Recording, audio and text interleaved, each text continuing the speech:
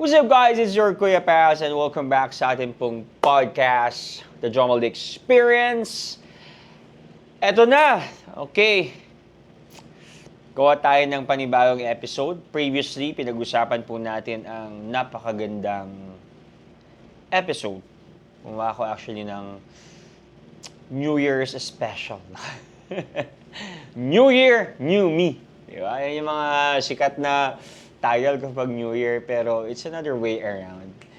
Ano lang yun, clickbait lang yung title. Diba? Yun yung mga uso ngayon eh. Kailangan may mga pakulo or something na kakaiba para panoorin nila. Pero ang daming nanood dun or ang daming nakinig dun sa episode na yun. And of course, I would like to say thank you po sa ating pong napakagandang community, though we are still small.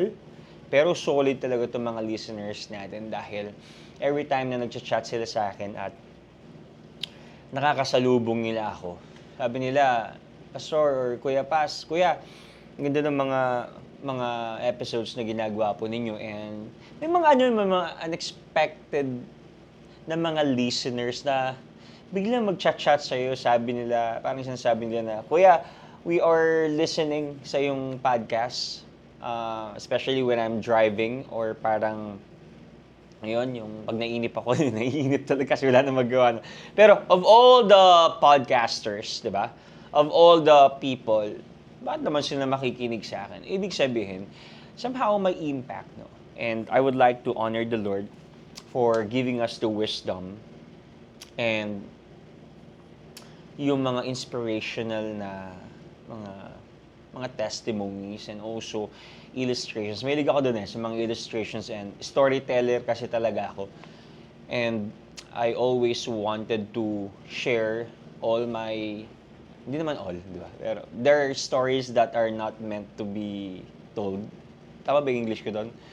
Tagalogin natin, may mga story na hindi naman lahat ng storya ay kailangan ikwento. Not all stories are meant to be told. Yun! But sometimes truth be told, right? Para at least marami po tayong hindi naman makwento lang kundi alam niyo ma-inspire. And for sure, you are one of those people na talagang na-inspire through this podcast. I thank the Lord for this idea na gawa kaya ang podcast no, para maraming ma-inspire. Kasi talaga, ayun, ang buhay po is a journey. Life is a journey. Mamaya pag-uusapan natin kasi yun yung introduction ko. Pero for sure, na-excite po kayo dahil ako naniniwala ako personally, no? Marami pong makaka-relate dito sa episode na to. The art of letting go. Meron ba yun, di ba, makapag-move on? This is not just about love life, no? Siguro pasadahan natin yun. Pero I was thinking to create an episode and make a script or make an outline about love life. Siguro pag-usapan natin yun someday, one of these days. Pero itong art of letting go, in general, di ba? At I don't want to spoil you and I don't want to preempt this topic or this episode kasi nung pini-premeditate ko to, nung binubuo ko ito, shucks, ang ganda nito. Kasi alam niyo po, sa era natin ngayon sa generation natin ngayon, sobrang fast-paced ng nangyayari sa mundo. Sobrang bilis ng mga nangyayari. Gusto ng mga tao, mabilisan lagi, instant dito, instant success, instant jowa, ayun, instant breakup din, whatever, etc. etc. Pero sobrang bilis talaga ng mundo. Talagang lately, parang kinausap ko yung one of my disciples, yung isa sa mga disciples, sabi ko, bro, bilis ng mundo, no? Yes po, kasi nag-work siya sa GMA. Jebby, shout out. Minsan hindi na daw nila namamalayan talaga yung oras, nakagabi na pala, kasi sobrang busy. And I asked him, sabi ko, saan mas mabilis? Saan mas fast-paced? Sa Hong Kong or sa Manila? Sa Manila daw. Grabe. Di ba? Hong Kong, mabilis na doon, pero mas mabilis pala sa Manila. So, yun ang gusto kong pag-usapan natin. Speaking of bilis-bilis and kanina yung life is a journey. And of course, this is related sa ating topic ngayon, the art of letting go. Okay, dive in na tayo sa topic for today's video. Life is a journey. Okay? Pag sinabi po nating journey, teka, bakit yun ang entrada ko? Bakit yun ang introduction ko? Kasi sa atin dito, parang, ewan ko. Hindi ko naman, of course, magkakaiba tayo ng mga personalities, magkakaiba tayo ng mga perspectives and mga preferences. But I want you to know this. Life is a journey. Sinasabi ko to kasi may mga tao na parang ang hirap umusad. Ang hirap mag-move on. Ang hirap kalimutan yung mga past. Ang hirap mag-let go. Ano yun? I want you to understand this. Ulitin ko. Life is a journey. Life is a series of events. Life is a series of roads. Life is a series of humps.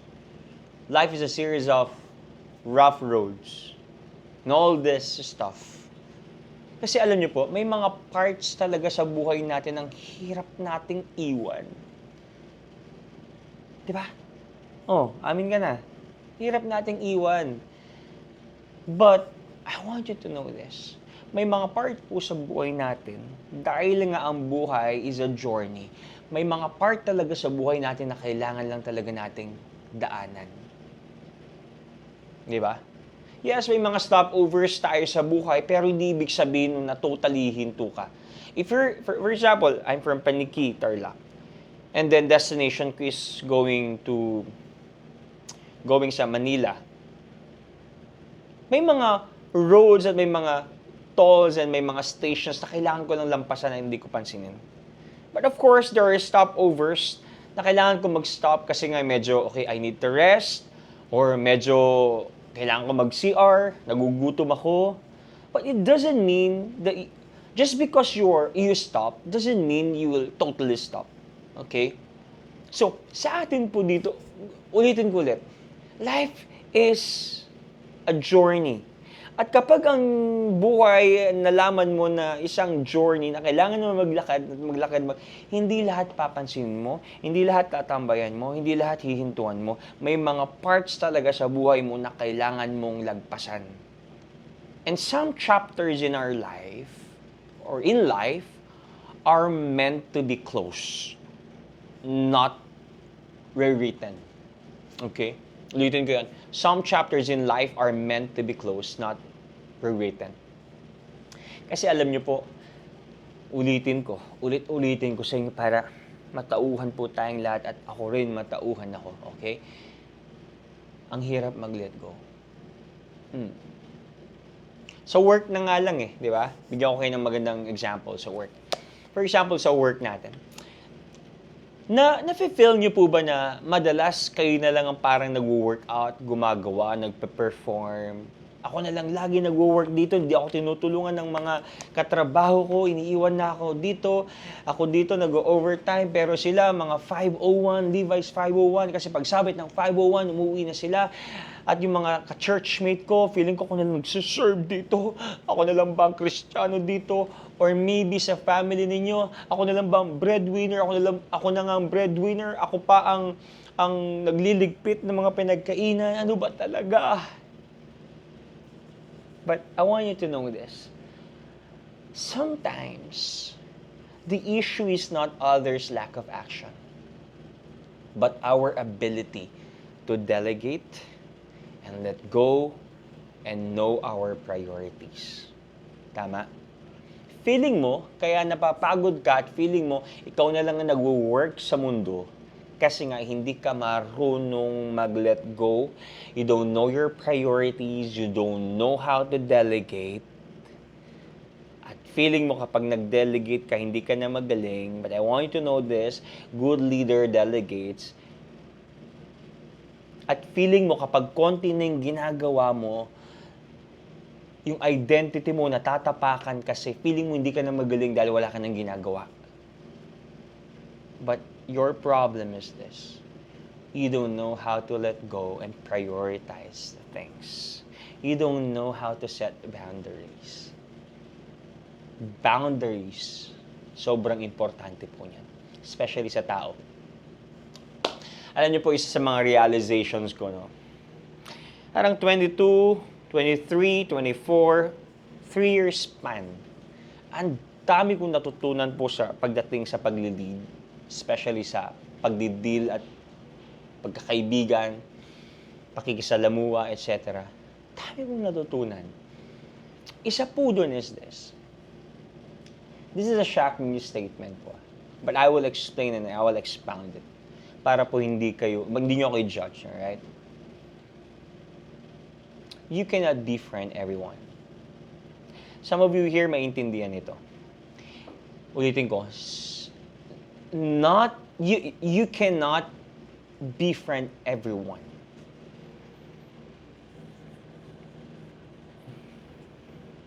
Ito ang natutunan ko. Kasi nung mga previous leadership ko, previous scenarios ng buhay ko, I'm trying to befriend everybody. Na feeling ko dahil pastor ako, feeling ko leader ako, feeling ko love ako ni Lord at dapat i-love ko din, i-show ko din yung love ko sa lahat, which is I'm doing it by God's grace, by the grace of the Lord.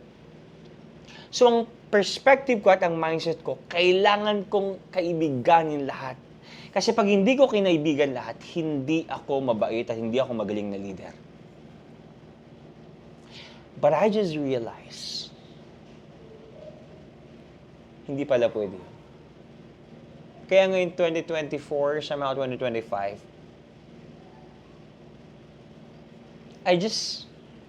hindi ko sinasabing, lagyan ko ng boundaries. Ang sinasabi ko lang is, teka,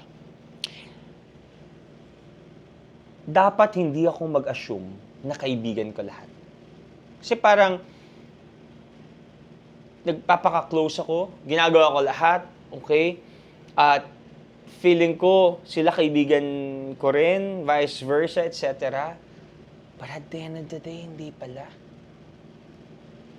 So, hindi ko sinasabing magkaroon ng boundaries, pero sinasabi ko rin dapat magkaroon ng distinctions. Where did I get this idea? Hindi ko to gawa-gawa lang.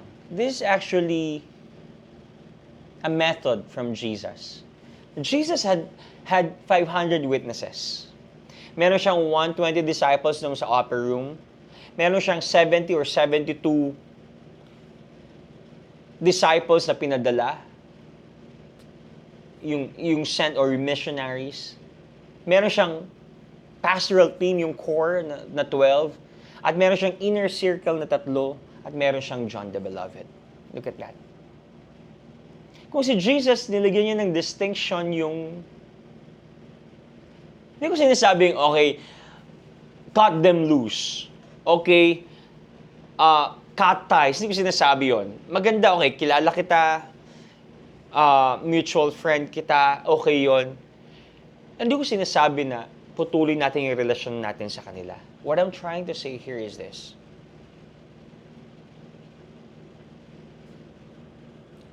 You just have to know how to prioritize.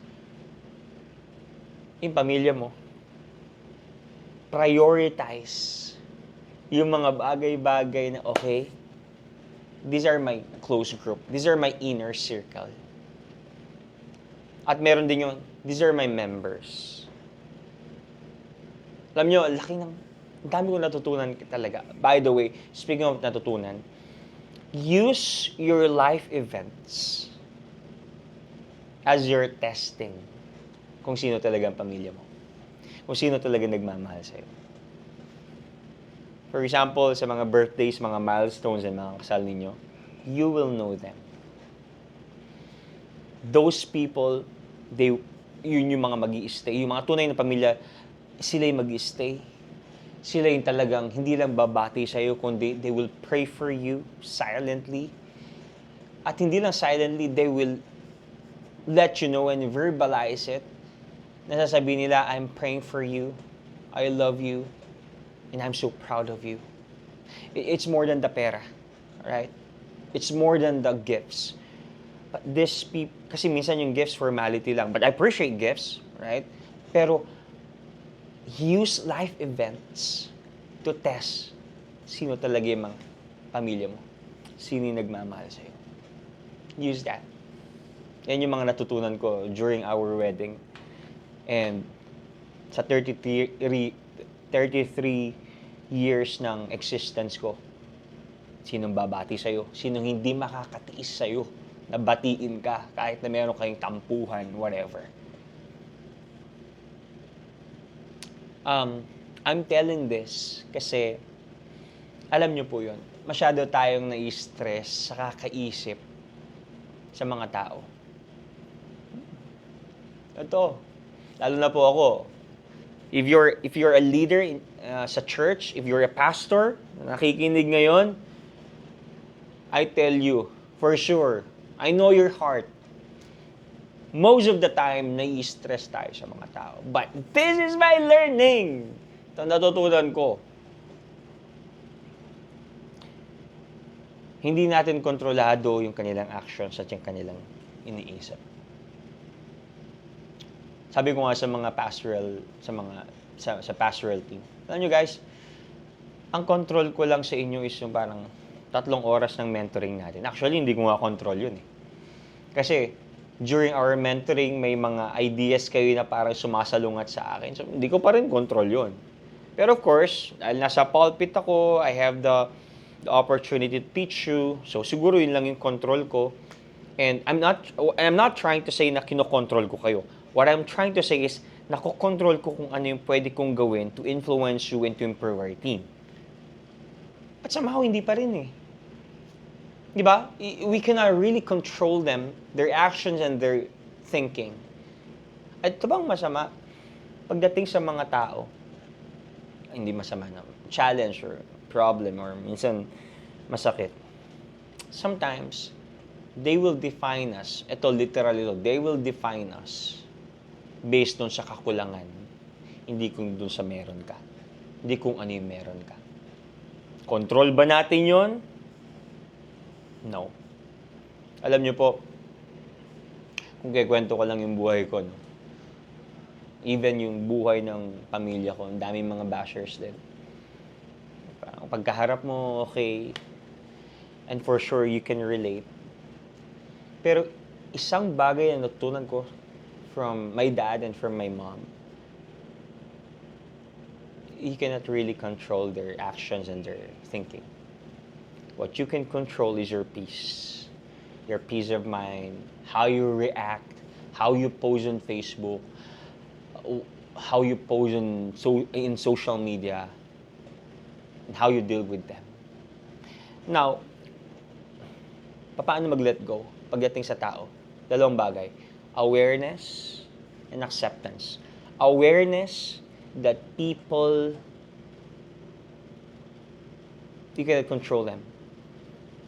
Awareness doon sa mga bagay na kaya mo lang kontrolin. Kasi akala natin kaya natin kontrolin lahat eh. The more you control the people, the more it frustrates you. So you have to let go of control. At sasabihin ko na, okay, I have to be aware of that. And I have to accept that I cannot really please the people. Tell me one guy, isang presidente, isang leader, isang pastor, isang politiko na na-please ang lahat. Si Jesus nga, Diyos na yun, pero hindi pa niya na-please lahat. Because, for sure, He knew. And He knows that. He cannot please everybody. Alam niyo po, sinasabi ko to in regard sa the art of, letting go. Minsan kasi ang malakas na makapagpa-stress sa atin, yung mga regrets at yung hinayang. Di ba? Yan malakas makapag-regret sa atin eh. Minsan ako nagre-reflect ako, ang daming nawala sa team namin, sa church. May mga regrets ako. may mga hinayang factor ako, but I just realized, pag nagtabon-tabon yun, nagpatong-patong, sumasabog ako, doon ako nagkakaroon ng battle sa mind. Shucks, sayang. Malulungkot ka, bigla kang madedepress, kukondem mo yung sarili mo, tapos ma-anxious ka, and there's a point in your life na tatanungin mo sarili mo, am I an effective leader? Lord, should I retire? Should I resign from this post? Kasi parang hindi naman nagtatagal at nawawala din naman sila. But I just realized, life is a journey. Ulitin ko, there are things na kailangan mong daanan lang. At pag nadaanan mo na, kalimutan mo na yon. Ang ganda ng perspective ni Paul when it comes to forgetting the past. Sabi niya, brothers and sisters, I do not consider myself yet to have taken hold of it, but one thing, sabi niya, one thing I do, forgetting what is behind and straining toward what is ahead. That was a beautiful passage. Kasi tama nga naman eh. Yung mga nangyari nung nakaraan, tapos na yun eh. Di ba? I want to give you an illustration. For sure, nakapagsulat na kayo sa whiteboard. At pag marami kayong mga nasulat ng mga ideas sa whiteboard, nag-solve kayo ng problems, you wrote a statement, or maybe ideas, etc. Anong kailangan mo para makabuo ka ulit ng another formulas or ideas at may sulat mo doon? You have to wipe it out and clean it. Sometimes we have to forget the past. And we have to focus on what is ahead of us. Diba? Kaya sa akin personally, ito natutunan ko rin sa tatay ko, ang ganda eh. Alam mo, Jomel, pag gumagastos kayo at pag nagbigay kayo, kalimutan nyo na yun. Which is, I really apply it. For example, last time nagbigay ako ng sapatos. Okay, binigay ko na yun. Ayoko na to eh. Or gusto ko siyang i-bless eh. And hindi ako mag-i-score doon. I won't keep score. Oh, binigyan ka ng sapatos, dapat igalang mo ako, dapat mahalin mo ako, dapat bigyan mo rin ako gusto na. Kasi ang nangyayari minsan, trading, hindi giving. So when you give something sa isang tao, kalimutan mo na kung ano yung binigay mo. Basta mahalaga na bless mo siya. Parang si Lord, di ba? Si Jesus, nung namatay ba, sinumbatan tayo, namatay ako sa inyo, bigyan ko kayo ng pag-asa para maligtas at kapatawaran sa buong mundo. Ang mankind, minahal ko kayo, mahalin niyo rin ako. Jesus never said that. Walang string attached. Basta ako, gusto kong malaman ninyo, mahal ko kayo. And whoever believes in me, di ba? Sabi ng Panginoon, will have eternal life and will never perish. So, sa atin dito, for example, may mga nasayang tayo noong 2024, invalidate them. Kalimutan na natin sila. I started, sa akin po, parang sinimulan kong gawin talaga ito noong 2024 pa. Mga sapatos ko, pinagbebenta ko na yung mga sapatos ko. Kaya mo na to, kahit mahal. Sige, mababang presyo. I have to let go and declutter my mind, yung mga stuff ko. Yung iba, sinunog ko na, pinamigay ko na. Sige na. Kasi minsan, alam niyo kung bakit hindi tayo makapag-let go? Kasi akala natin, magagamit pa natin yung someday. Diba? Or maybe, hindi tayo makapag-let go kasi tatapakan yung pride natin kapag pinatawad natin itong mga taong ito. And I started practicing deleting photos, deleting messages, started unsubscribing toxic feeds, etc. Nakakapagod. Sobrang nakakapagod talaga. Alam niyo po, mahilig ako mag-drive. At pag nagda-drive ako, of course, I have to check in yung mga rear mirror, yung side mirrors, di ba? Tumitingin ako doon, titignan ko kung may mga susunod or may nakasunod sa akin or kung may something or whatever. Pero it doesn't mean natitingin ako sa kanilang tatlo forever. Kung pupunta ako ng Manila, siguro saglitan lang. Oops, wala. Oops, wala. Pero talaga, ang focus ko is yung survey ko sa future at yung sa harap. I have to make a survey kung mabubunggo ba ako. I have to make a survey kung may kasalubong ba ako, kung may tao ba ako mabubunggo, whatever. Yes, I'm looking doon sa mga rear views and side mirrors. Konti. Pero hindi ako nakafocus doon. Ganun din sa atin. Yes, it's good to look doon sa past as our reference ng mga natutunan natin. Oops, yun yung natutunan ko last time Hindi ko nagagawin ulit yun. But it doesn't mean you have to stay in your past. So guys, learn how to let go and look what is ahead sa buhay mo. Remember this. Letting go is not about losing. Letting go is not about losing. It's trusting that better things are ahead. Kaya kung meron kayong luma ng bagay na wala naman ng value, sentimental na lang, ipamigay na natin. Yung galit na alam mong hindi ka naman magbe-benefit, just release it. Letting go is not losing.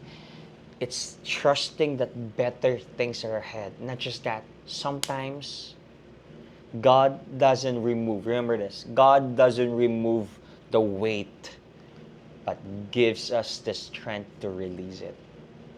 Ang Panginoon minsan hindi niya tatanggalin yung yung bigat Alam niyo ang gagawin niya sa atin? God will strengthen us to let go and accept and the courage to forgive and reconcile and release kung ano man yan. God really doesn't remove the weight but gives us the strength to release it. Kaya nga sabi ng Panginoon, ano sabi niya?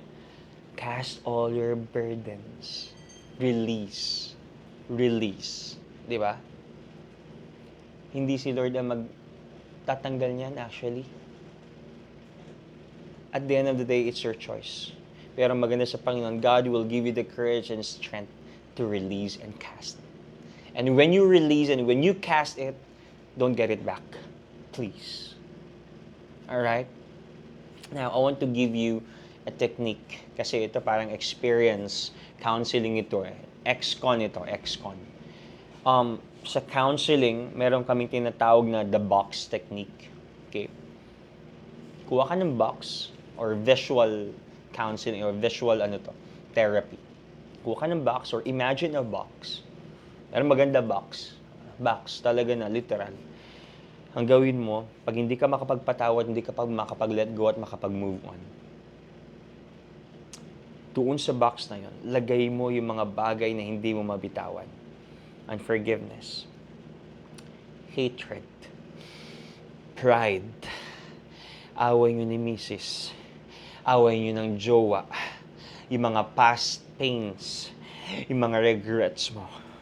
At ang gawin mo, selyuhan mo, isil mo siya, at itapon mo somewhere sa lugar na hindi mo na makikita. At kapag ginawa mo yon, pray ka sa Panginoon, Lord, I'm willing to let these things, heartaches and pains go. Please help me and strengthen me. Selyuhan mo. Or maybe, find a counselor, a pastor, a leader, or maybe your parents. Gawin ninyo yung tinatawag na narrative therapy. Isulat mo yung kwento mo. Okay? O kaya i-share mo yung kwento mo sa kanila. Now, ito yung key question na kailangan nilang itanong sa'yo. If you could rewrite the ending of this painful story, how would it look? Tanungin mo yung sarili mo. Nasaktan ka ng boss mo, hindi mo pa siya mapatawad. Pero kung i-rewrite mo yung story, kung paano ka nasaktan, paano ka nagkaroon ng unpeaceful thoughts, paano ka nagkaroon ng burden, how would you rewrite it? Lord, gusto ko pong magpatawad, maging better. Lord, gusto ko pong magkaroon ng something like this, something like that. I really love and admire God sa kanyang concept or sa kanyang ginawa sa atin for the mankind. Really, God's forgetfulness of our sins, sobrang tumatak sa akin nun. Sabi niya, nakalagay yun sa Jeremiah 31:34 and also quoted in Hebrews chapter 8 verse 12. For I will forgive their wickedness and will remember their sins no more.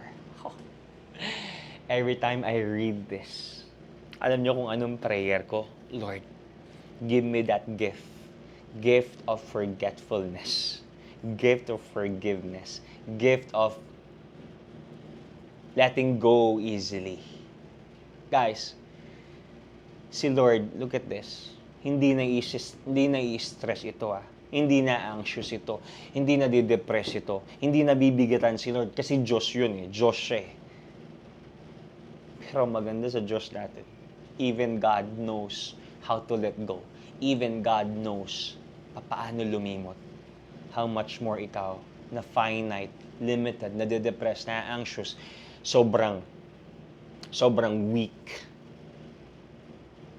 So parang God is reminding us, ako nga Diyos nagpapahinga. I rested on the seventh day. How much more ikaw? How much more na tayo pa na limited and finite. So, my prayer to all of us here is we will learn how to let go. Or ipanalangin natin na magkaroon tayo ng gift ng forgetfulness or easily to let go. Can I pray for you? And then we'll end this episode. Lord, I pray sa lahat po ng nakapakinig ngayon at pakikinig pa. Give them the gift of forgetfulness, Lord. That they will forget all the past pains and let go all those burdens and they will cast it to you, Panginoon. Lord, bigyan niyo po sila ng peace of mind and the courage to forgive those hatred, animosities, and Lord, mga unpeaceful thoughts, and they will dwell and focus sa inyo pong presensya because you are the one who gives peace. You are the one who gives hope sa aming future. Salamat po for this time. In Jesus' name we pray. Amen and amen. And that's it for our episode, The Art of Letting Go, and I hope you enjoyed it. Please share this to your friends or sa social media po. And don't forget po to follow for more. God bless you. Mabuhay.